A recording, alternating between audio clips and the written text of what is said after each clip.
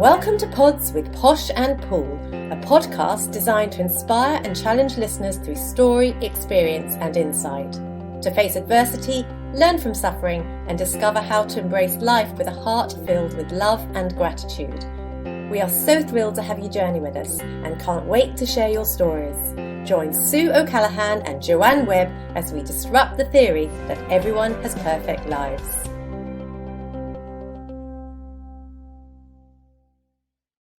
Today we are talking on the topic of compassion. And what actually is compassion? Compassion, as a quick definition, is extending understanding and encouragement to oneself or others in instances of perceived inadequacy, failure, or general suffering. I love the word compassion. It's a very beautiful word, and for me, I think we all need to practice compassion for others, but also compassion for ourselves. And I think that's where, you often see people, don't you, and they have sympathy or empathy or compassion for others, but they often don't have it for themselves. They're their own worst enemy. They beat themselves up. Whereas compassion needs to be an all-round thing. Definitely. And I think, as you might assume, compassion is a gift or a skill isolated to certain personality types, but apparently we can learn to become compassionate people, and often we learn compassion through our own suffering, which is really interesting, isn't it? Because I have to say, sometimes I meet people and think there's a sense that they shine, that they radiate a sense of joy, and they connect really easily. You can see compassion in them, and I wonder what they've been through in their life in terms of suffering, so that they, through their wisdom, have grown into a place of compassion for others. Because often the most beautiful people have been through the worst of things, haven't they? And hence where that's what's backing up what you've just said about compassion.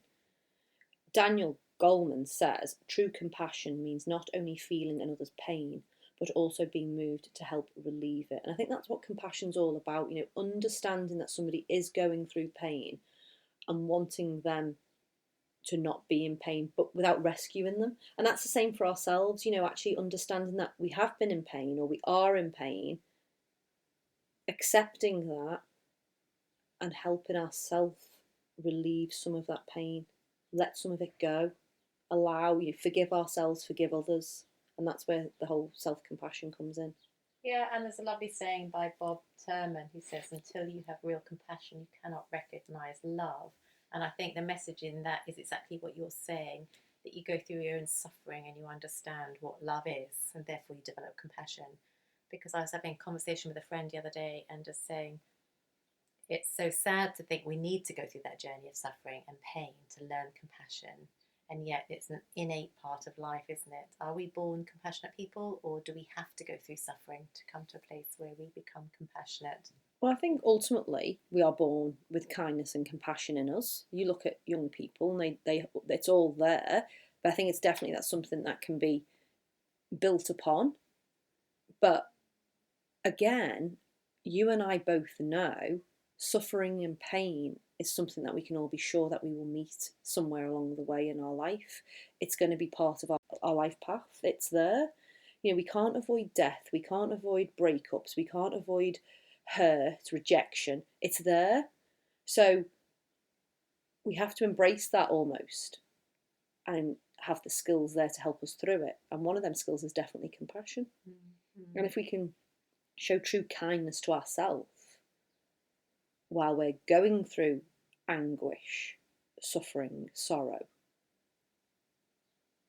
then that's the only way to be, rather than beat ourselves up. But we're also good at being mean to ourselves, saying we shouldn't feel like this, or other people are feeling worse than us, or, oh, I'm such a loser, I shouldn't be in this situation. Extend that hand of compassion and kindness instead. And we always say not to compare, don't we? Because suffering is suffering, pain is pain, adversity is adversity, conflict is conflict, whatever it is, whatever shape or form it is. And we respond according to our life experience, our skills that we've had in terms of learning resilience or endurance. And we're all about resilience-based education, aren't we? Becoming resilient people.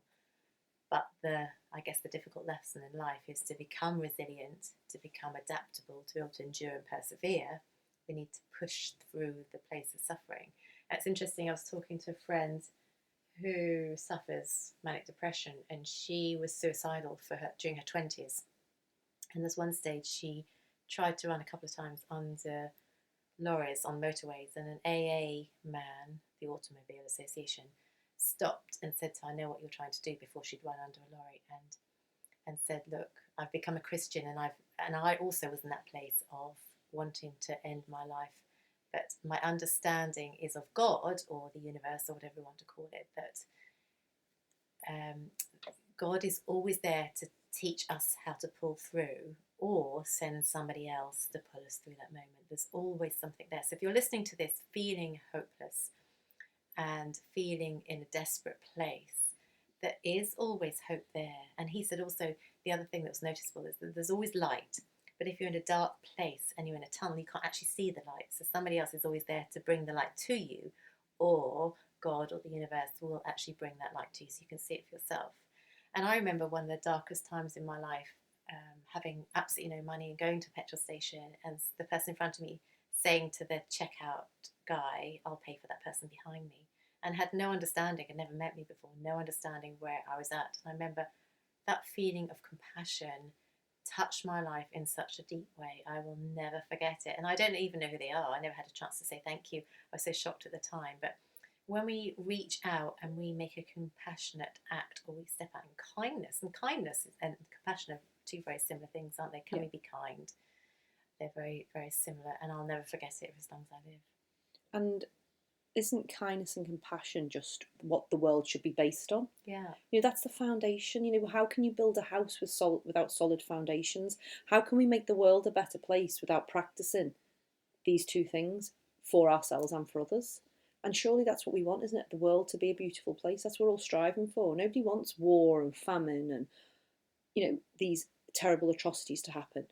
When we want the world to be a better place, when we want our own small world around us to be a better place, even if we want to think of a smaller picture than the entire world, surely the two things it should be based on is kindness and compassion.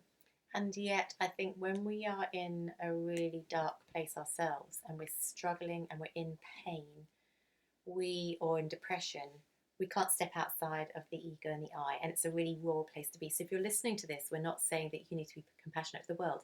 We're actually saying just be in that place of pain and suffering, sit in it, be aware of it, because compassion will come to you. Mm-hmm. And there was, again, that time in my life which was really dark. I was in a place where I couldn't have given anything to anybody.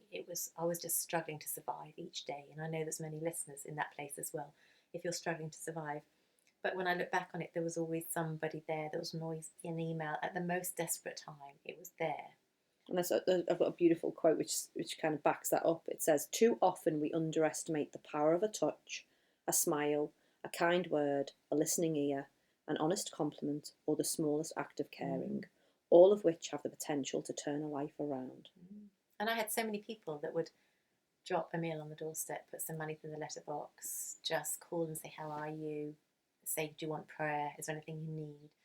And I just think sometimes we don't step into a difficult situation when we see a friend struggle, because we don't know what they need. They might have lost a partner. We've not been through death before. We don't actually know what it is. Or we don't want to hold a conversation because we don't want to bring up the subject of the person that's died and bring them to tears. But actually, we just need to, as you say, a smile is absolutely everything. And actually just saying, "Is there anything you need? I haven't been through your situation before. What is it you need?"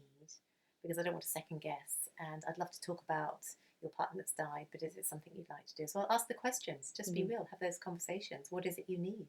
Yeah, because all too often you can shy away from that because fear takes over, doesn't it? You don't want to upset somebody, and you do have that empathy for people or sympathy, but to follow it through with the acts of compassion and kindness, I think I don't know, it's so important, because otherwise, and that's where loneliness can come in as well, can't it? If you think about your darkest times, I think about my darkest times, they are really, really lonely, and life can be really, really lonely. So if we can all be doing these little acts of kindness, it makes the world a little bit of a less lonely place. Definitely. And Steve Maribaldi says a kind gesture can reach a wound that only compassion can heal. And it's interesting, isn't it? Because the Dalai Lama also says compassion and tolerance are not a sign of weakness, but a sign of strength. But also they can be. It's interesting. Compassion can be a weakness. If you are compassionate to the extent you feel other people suffering and you become a rescuer, then it becomes unhealthy. So I think if you've got a sensitive nature and you feel other people suffering, you've got to really become aware, am I rescuing somebody else, or am I stepping alongside their suffering and being alongside them with it and supporting them? But if we start to rescue, then it becomes dangerous because we stop other people going on their journey where they learn and they grow. So we've got to be very much aware of the rescuing mentality. If it's a pattern where I need to rescue people, then that feeds my ego. I feel better about myself. But compassion is very separate from rescuing. Yeah, absolutely. And compassion's definitely, especially self-compassion, it's definitely the icing on the cake when it comes to healing and grieving, I think. It allows you to go to places without judgment, without berating yourself for feeling one way or another. You just feel it. You allow yourself to feel it. You're gentle with yourself. You're kind to yourself. And you accept where you're at. And when you have that, then you can work through the steps to recovery. Yeah. And sometimes it doesn't make it any easier, but because sometimes pain is pain and it can be really hard. But it's within those painful times when self-compassion is so important. So important, definitely. And actually just saying, acknowledging it's really tough. And actually saying it's actually really tough, it's really hard. But right now I can't change the circumstances, so I'm just going to be kind to myself and show myself some love, self-love, do something nice for myself. Research shows, interestingly, by expressing compassion, not only does the recipient of the compassion benefit, but so too does the one giving compassion. Benefits of giving include reduced levels of cellular inflammation. Did you know that? No. Increased perceptions of happiness, an experience of pleasure, a buffering against stress, an increase in longevity, a broadening ability to see a wider perspective outside of oneself, and increased feelings of social connection. And there's also studies to show that people who score higher in self-compassion tend to experience less depression, increased motivation, more optimism, greater happiness, and higher life satisfaction. Well, that would make total sense, though, doesn't it? Because depression is brought on by living in the past, isn't it? Stress and anxiety is thinking about the future. Whereas if we are in a place of self-compassion and compassion for others, then you're almost living in the moment, aren't you? And you're dealing with things as they come up there and then, rather than trying to sweep them under the carpet. So it's all about mindful living as well, conscious choices, being here in the now. So that makes total sense to me. It comes back to the first chapter in our book as well, where we talk about self-love, doesn't it? And how do you find self-love? We've got a great podcast on it too, which listeners can tune into. How do we find self-love? It's practice, practice, practice. It's being aware of the situation we're in. It's coming out of looking to meet our needs elsewhere and finding it from within. Are we self-compassionate? And therefore, if we are, we can learn to be compassionate towards others. One of the best things I find, and it's more of a physical act as well, if I'm in a place of darkness or, finding something a bit of a struggle, just to put my own hand on my own heart and remembering, feeling that heartbeat and remembering that, we're human, it's okay, there's a life force inside of us. And within that act of doing something physical, it brings about that self-compassion. It's, because touch is so important. We don't have to get it from other people necessarily, but if we can give it to ourselves. And our mind, body, spirit, they're all connected. So doing a little act of popping your hand on your heart and just saying, it's okay. Feel what you feel. It's okay. You're going to be all right. I think meditation is really important for that, isn't it? To have some quiet time to actually sit in the now and be present. And that's one thing in our busy lives, it's very hard to do. Probably a bit easier in lockdown, or maybe not if you've got lots of children at home. Either way, to actually sit, have 30 minutes a day. If you're going for a walk in lockdown, if you're going to do some exercise, then actually have an extra additional 30 minutes outside of the house and actually sit down, have quiet time. Be in one's thoughts and be aware of what the thoughts are. Is it stress? Is it worry? Is it fear? Is it anxiety? And then just sense what are we being anxious about, and how can I be compassionate about the circumstances I'm in? Do I need to change them? What action do I need to take? Or do I need to just be in it and be aware and analyse, or just watch and wait? And the more we practice compassion to ourselves and others, the more understanding we become about people and the less judgmental. So, we don't know what's going on in other people's lives, do we? We have got no idea, really. We see a very small snippet of each and every person that's in our life. We don't know their thought process. We don't walk in their shoes. Yet, if they have a certain reaction and we don't really like that reaction, if we can extend that hand of compassion to them rather than judgment, or rather than allowing our ego to be hurt or fueled, then you are just seeing things through a more calmer way, and there's less of that knee-jerk reaction to want to say something back to somebody, or to want some kind of justice to be sought. It's about just accepting where each and every person is in their own journey. And again, it comes back to taking time to become aware, doesn't it? Apparently, there's 3 essential components to self-compassion. Go on. The first is mindfulness. If we want to comfort ourselves and do better next time, we need to first acknowledge that we're suffering, which is what we're talking about, or that we did something crazy. It's okay to make mistakes and fail, but we need to face our feelings and behaviour if we want to improve. So that's what we're talking about, being in awareness. Always awareness. It requires awareness. The second one is common humanity. This element is about acknowledging that everyone suffers. It may seem like everyone on Instagram or Facebook is experiencing never-ending blissful moments, but most of it is a facade. Tough times are inherent to the human condition. Just look at how many famous people end up in rehab, or how many successful people report feeling unfulfilled. We're all imperfect beings, and it's okay to suffer at times. It's comforting to remind ourselves that we're not alone in our suffering, and that we should not feel isolated by our imperfections. And that comes to listening to our podcasts, how many amazing stories we've got of people suffering and going through difficult times. And our whole podcast series is about putting the message out there. No one's got perfect lives, isn't it? Totally. Then the third part is self-kindness. This aspect is about showing ourselves the same care that we show our friends. And again, that's the first chapter in our book, What's the Voice in Your Head that speaks to you? Would you have your friends saying the words that your voice is saying to you?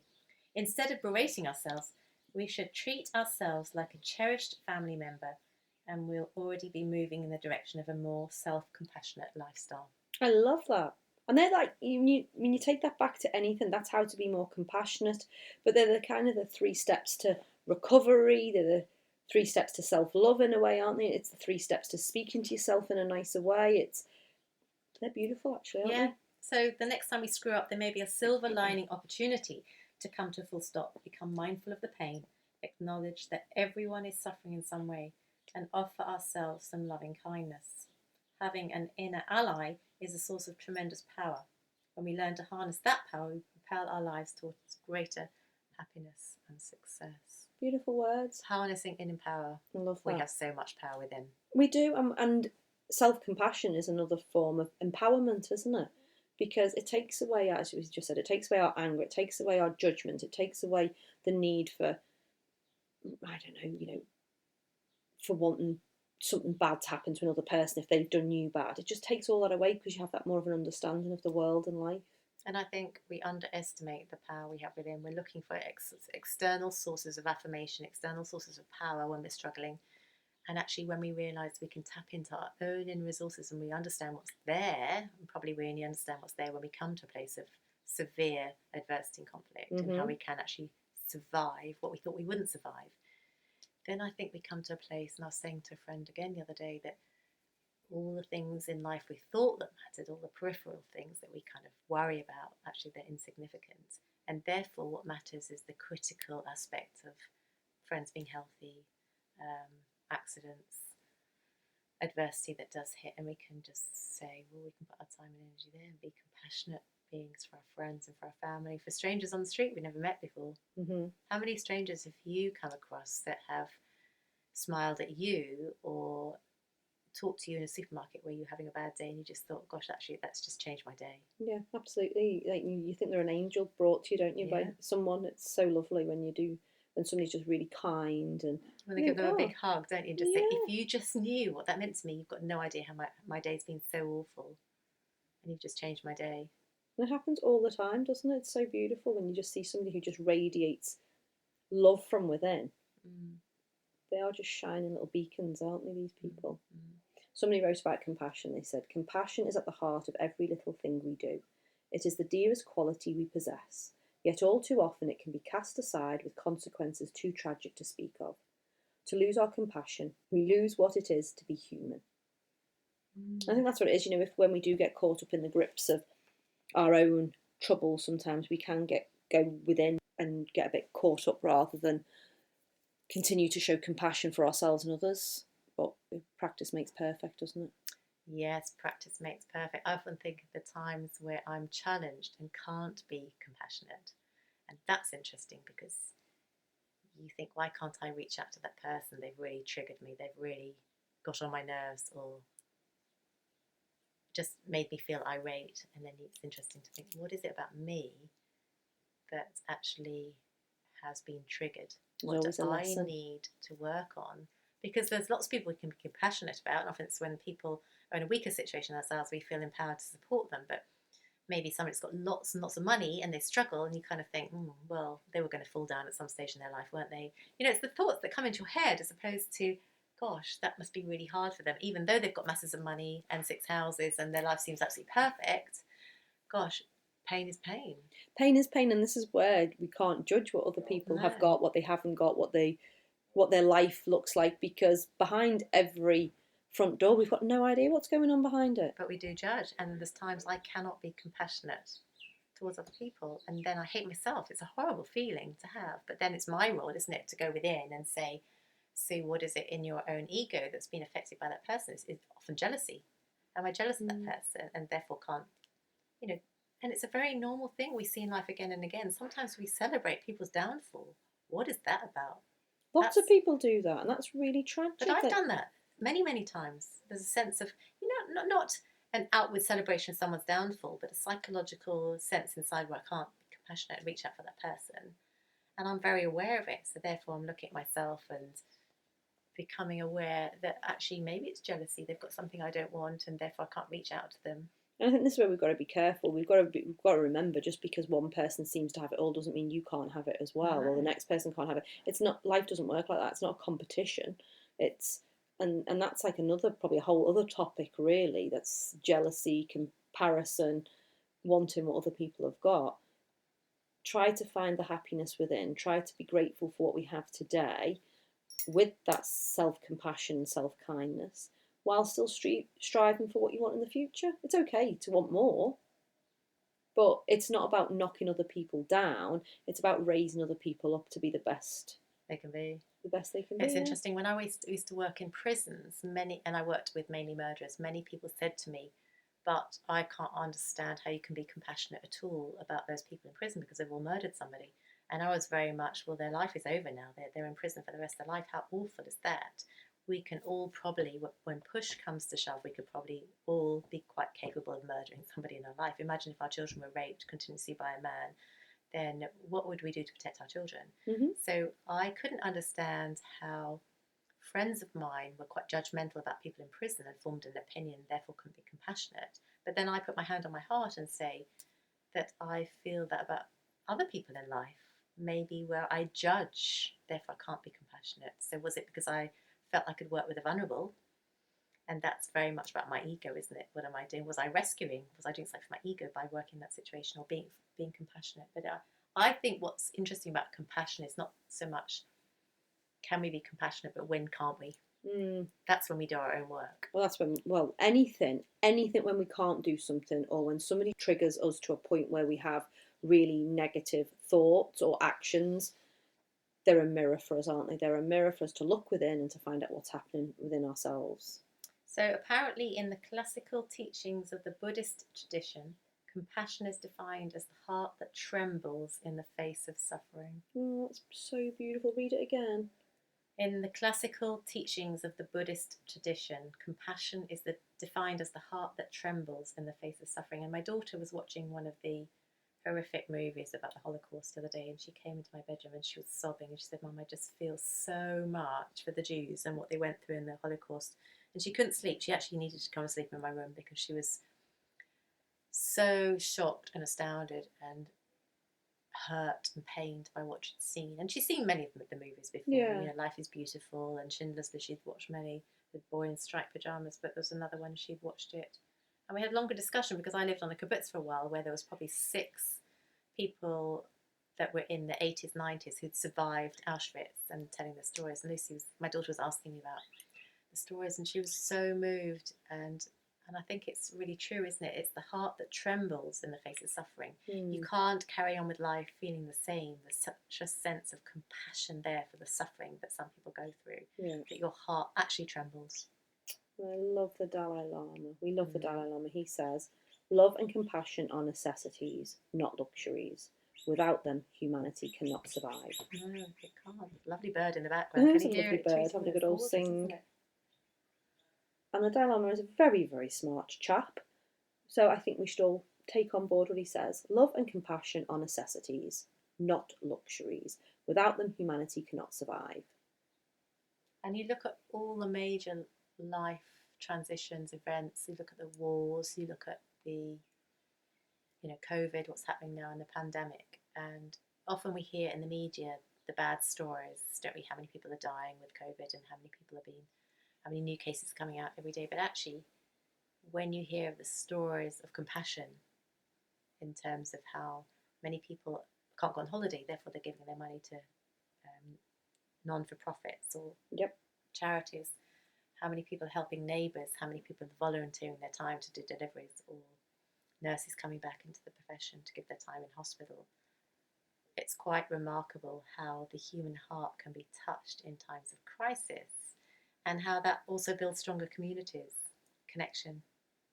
I remember my father was a survivor of the Second World War. He was much older than me, and he talked about an incredible sense of camaraderie, how everybody came together through suffering. And that's another remarkable aspect, isn't it, of compassion, how we reach out and unite in suffering. It binds people together, it draws people together. We are here for love and connection, aren't we? So the more we can connect with others, the better. And there's no better way to connect them with compassion and kindness. Do you know, it's really interesting. I used to go on a Christian holiday camp every year, and it was pouring with rain. Everyone camps. There's 2,000 people in tents. It was pouring with rain, and it was a washout. It was mud everywhere, like a big festival, Glastonbury, whatever. And the guy that was running prayer said, right, we're going to pray for the rain to stop. And I just had this sense inside me that we were meant to have the rain. And so I was sitting in this prayer meeting, and I just thought, I'm actually not going to pray that the rain stops. I'm just not sensing that's the right thing. And then, anyway, everyone prayed, but the rain didn't stop. It carried on raining all week, and the tents were washed away, and everyone's tents collapsed.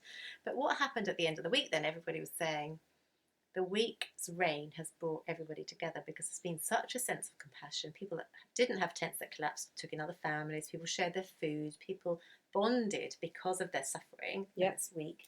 And sometimes we fight against the struggle or the suffering, and yet it's the compassion that draws people together, builds community, builds connection. Certainly that's what happened that week. We don't like it though, do we? Sometimes you don't like it when we're in it, but when you see it from the other side, you can look back and see the good, the bad, and the ugly. And you and I can do that. I mean, my period, what does the Queen call it? Her anus horribilis. My horrible year was 17 years ago, so it's easy to look back and say, gosh, I wouldn't change it for the world right now, but I wouldn't want to go through it again. So, and I think you and I both can say that about our experiences, that we've been through much adversity and conflict. But if you're listening to this, there's nothing as bad as sitting in the pain because you can't see a way out. And if you're in the tunnel and it's dark and you can't see the light, then we're not saying to you, look for the light or find the light. We're just saying that, people will come to you and bring the light to you. You don't actually need to do it yourself. This is the time, if you're struggling, where you need to just sit and be in it and allow others to be compassionate towards you, but accept help. Yeah, and do it all with kindness, just be kind to yourself at all times. How do you be kind to yourself when you're struggling? Just don't expect too much from yourself. Often we think, oh, we should be doing this, we should be doing that. And, I haven't got the energy to make my bed this morning. I don't want to clean the kitchen. I don't want to talk to friends. Do you know what? That's all okay. It's all okay. If you want to sit there and cry all day, that's okay as well. Don't fight it, stay in flow. The more we try to fight something, the less in flow we're going to be, and probably the longer it will linger. And how do you be compassionate and kind towards yourself if you're just thinking, I actually can't get out of bed, I can't face the day? I can't be kind to myself because actually I don't want to live. I want to pull the bed covers over myself and not exist today. Sometimes we don't want to exist, do we? But that's okay then, isn't it? To say, If you want to stay, today I'm going to stay in lie bed, today, yeah. And if it takes 7 days to lie in bed, what you want to do though is aim that in 2 months' time you're not going to be lying in bed. But at the moment today, it's okay to lie in bed. I think it's okay to lie in bed for a day or two. I think it's absolutely fine. And then, then set yourself really small goals. Today I'm going to get up and I'm going to brush my teeth. Today I'm going to get up and I'm going to make a cup of tea. And then if all that's too much, go back to bed for a little bit, then get back up and do it again. Try again. Just keep trying. Be accepting of the situation you're in. And a part of your healing process might be to lie in bed and actually pull the bedclothes over you and be in the dark and just be in it. Yeah. Because the other side we talk about is not to avoid our suffering and pain, is it? So, but then also ask yourself the question, is this really the kindest thing that I'm doing for myself? Because often it's not often, all the time we have our own answers within us. We have the answers within us. So, you can ask yourself the simple questions. Is this the most kindest thing I can do to myself today? And if it's the kindest thing for you to stay in bed and cry all day, then that's okay. But if your answer to yourself is, no, maybe I should get up and go for a walk, maybe listen to that. And maybe send a couple of texts out just to say to friends, I'm feeling just really low, just to let you know I'm going to lie in bed all today. Because then you're opening the door for other people to also reach out in compassion. And it might be when you're honest with other people and not hide your pain. We're very good at hiding our pain, aren't we? Mm-hmm. Especially with these perfect lives we see on social media, not acknowledging the truth that we all struggle in some way. But open the doors so other people can step in and be that light. Or just say to somebody, I can't be strong. Can you be my strength today? I phoned a few friends in the past and said, I actually don't feel strong enough to carry on. Can I lean on your strength? Just for today, could you help me in some way or just talk to me rationally about where I'm at? Because I need your strength to get through the day. And sometimes we need somebody else's strength to do it. And then again, that's being compassionate towards ourselves, isn't it? Yeah, absolutely. So a great podcast we have got, Finding Self-Love. Tune into that one. We've got a whole range of extraordinary podcasts with amazing guests. From Mark Mandino, who survived a surf accident and became a quadriplegic. How did he get through it? And he has some amazing soulful chats as well to us about finding yourself when you're in a wheelchair and you can't do the things you love. And he still runs an outdoor education centre. Tran in Australia, who became a double amputee and still runs a gym. Jane Weeks, who lost her triplets in the Doha shopping mall fire. Extraordinary guests come on board who are very real and honest about their suffering. They're not saying suffering was easy and now I have this wonderful life. They're saying, it's still a struggle, but these are techniques and tools that I use to get through it. I'm going to just read one last thing out about self-worth, and it covers compassion. It says, compassion dissolves anger. Understanding why someone behaves the way they do allows for forgiveness when they have mistreated you.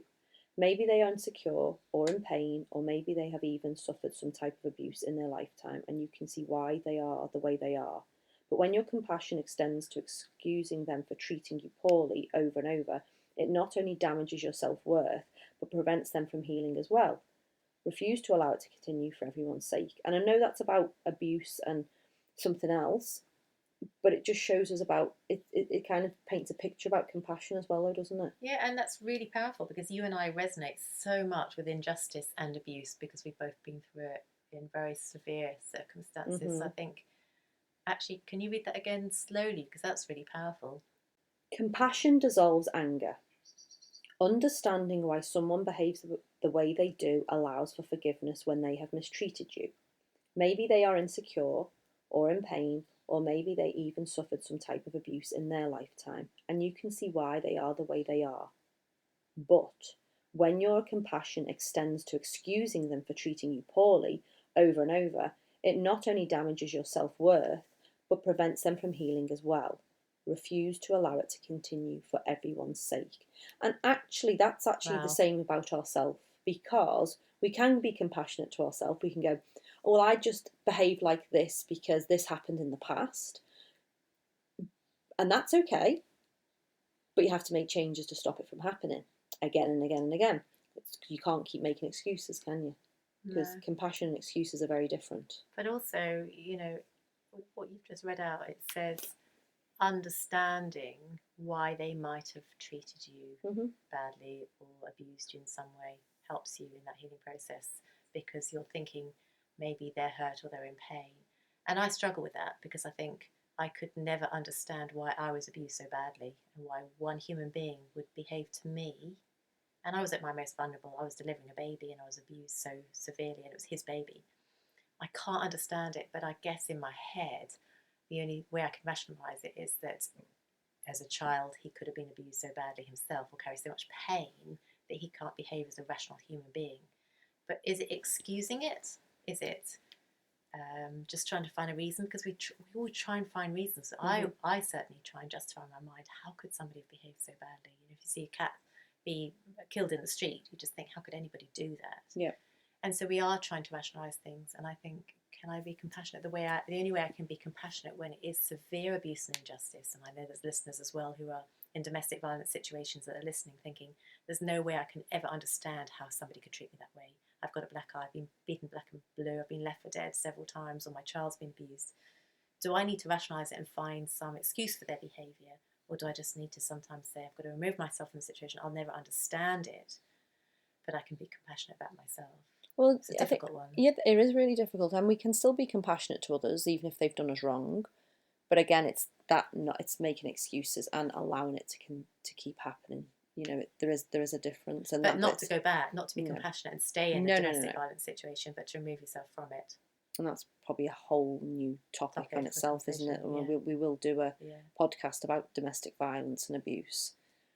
But no, compassion it can be a beautiful thing. But equally, as you said earlier, anything that's our strength can be our weakness. So if compassion then leads to rescuing and over-forgiving and making excuses, then that's when it can become dangerous. And I think it's just to be aware of that. Yeah. And then a lovely Amish proverb is, instead of putting others in their place, put yourself in their place. I love that. And that's compassionate, isn't it? Just trying to understand. And we don't always understand. But equally don't want retribution on these people either, you know, just... You don't have to think about them with hate, you don't have to think about them with bitterness, because that just affects you, doesn't it? Set them free and be compassionate about ourselves. And in the beautiful words of the Dalai Lama, love and compassion are necessities, not luxuries. Without them, humanity cannot survive. Beautiful.